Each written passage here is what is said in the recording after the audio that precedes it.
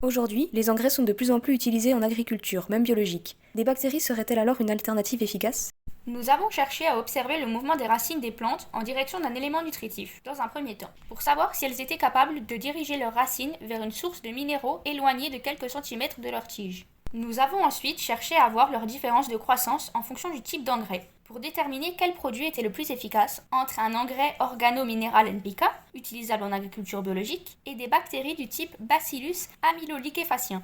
Nous avons essayé de faire pousser plusieurs espèces de plantes avant de nous tourner vers des haricots mange-tout, les immanquables, ainsi que du blé. Nous avons mis le blé dans du papier absorbant humide pendant 10 jours avant de planter les grains germés et les haricots dans de la vermiculite pour les laisser pousser pendant un mois en les arrosant d'environ 200 ml tous les 2 jours. Parallèlement, nous avons construit des rhizotrons en partenariat avec l'atelier des sciences de l'ingénieur de notre lycée. Nous avons pris des panneaux de bois contreplaqués et des plaques de plastique transparentes que M. Pacheco, professeur de SI, a découpées au laser. Ensuite, nous avons assemblé le tout chez nous à l'aide de colle chaude et de scotch, en y plaçant du terreau pour cactus, le plus faible de la teneur en NPK du marché. Nous avons donc réalisé 3 rhizotrons pour chaque espèce de plante, soit un avec des bactéries, un avec de l'engrais et un témoin, c'est-à-dire avec du terreau seulement. Les bactéries nous ont été fournies par le laboratoire de biotechnologie des STL de notre lycée. Elles permettent de solubiliser le phosphore pour le rendre disponible pour les plantes. Pour chaque rhizotron, nous y avons mis 5 plants espacés de 6,5 cm d'un filet qui contenait la terre avec soit 3 g d'engrais, soit 12 ml de bactéries. Puis nous avons fait de même avec les haricots, et voilà le résultat. Les plantes sont restées 20 jours sous la lampe UV, fonctionnant entre 7h30 et 20h20, comme une journée typique printanière. La température est restée entre 18 et 24 degrés Celsius. De plus, nous avons pris des photos de tous les rhizotrons tous les jours à 8h, 14h et 20h, afin de réaliser une stop motion. À la fin de l'expérience, nous avons constaté que toutes les racines s'étaient déplacées vers le bas des rhizotrons et pas immédiatement vers la droite où se trouvaient les nutriments, comme nous l'avions supposé. Nous pensons que cela est dû au phénomène de gravitropisme.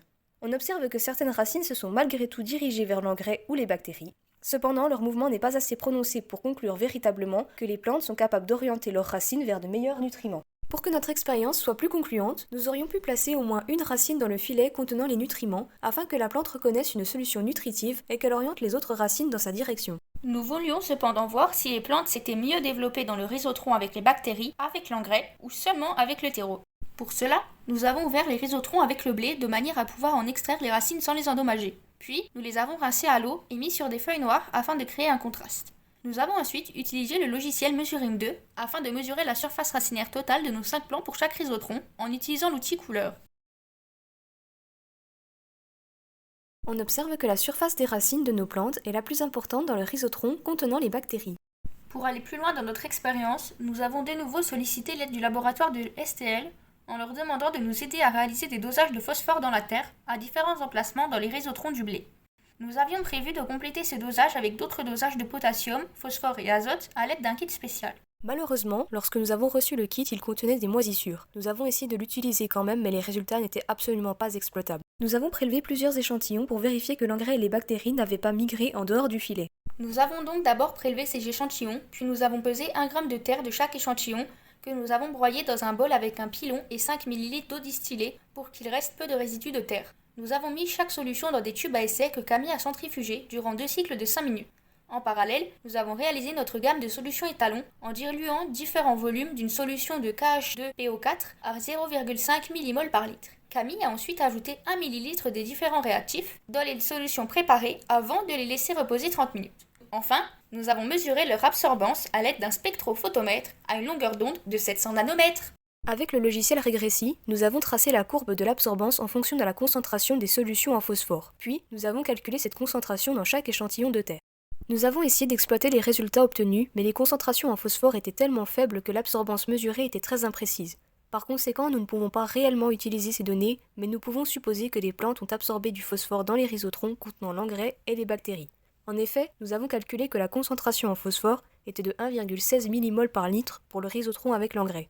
Le dosage ayant prouvé qu'il restait une quantité bien inférieure à celle-ci à tout endroit du rhizotron avec l'engrais, nous pouvons en déduire que la plante a absorbé le phosphore apporté par l'engrais. Nous pouvons ainsi en déduire de même pour le phosphore apporté par les bactéries. En conclusion, bien que nos expériences n'aient pas toutes fonctionné, nous avons pu observer que les racines du blé et des haricots poussaient mieux avec les bactéries car elles possédaient une plus grande surface. Les bactéries pourraient donc devenir une solution d'avenir pour l'agriculture comme alternative des engrais NPK.